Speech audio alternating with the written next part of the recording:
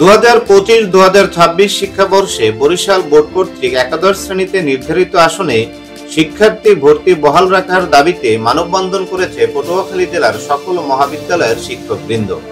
রোববার 27 জুলাই বিকাল 5টায় পটুয়াখালী প্রেস ক্লাবের সামনে বোতলবুনিয়া স্কুল অ্যান্ড কলেজের অধ্যক্ষ আমিনুল ইসলাম সিরাজের সঞ্চালনায় ঘণ্টাব্যাপী মানববন্ধনে বক্তব্য রাখেন একেএম কলেজের অধ্যক্ষ সাইফুল মজিদ মোহাম্মদ বাহাউদ্দিন বাহার, সহকারী অধ্যাপক মোহাম্মদ ফারুক আহমেদ, সহকারী অধ্যাপক মোহাম্মদ গোলাম রহমান, হাজী আকিল আলী হাওলাদার ডিগ্রি কলেজের অধ্যক্ষ মাসুদ আলম বাবুল ও হাজী মুক্তার আলী ডিগ্রি কলেজের অধ্যক্ষ মোহাম্মদ কামরুল আহসান।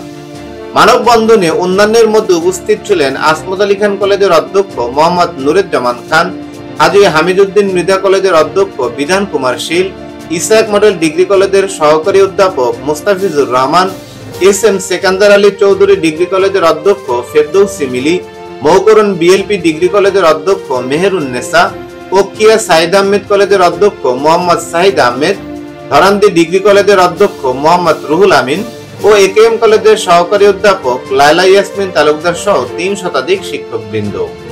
বক্তারা 2025-2026 শিক্ষাবর্ষ থেকে বরিশাল বোর্ড কর্তৃক নির্ধারিত ভর্তি কোটার চেয়ে অতিরিক্ত শিক্ষার্থী কোনো কলেজে ভর্তি না করার জন্য সংশ্লিষ্ট কর্তৃপক্ষের কাছে জোর দাবি জানান।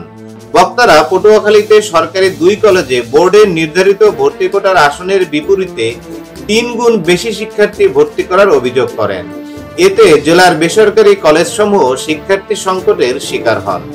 এর আগে সকালে জেলার সকল বেসরকারি কলেজের অধ্যক্ষগণ বরিশাল এ করিম কলেজে উক্ত দাবিতে সংবাদ সম্মেলন করেন এবং বরিশাল শিক্ষা বোর্ড চেয়ারম্যানের কাছে স্মারকলিপি ও সুপারিশমালা পেশ করেন।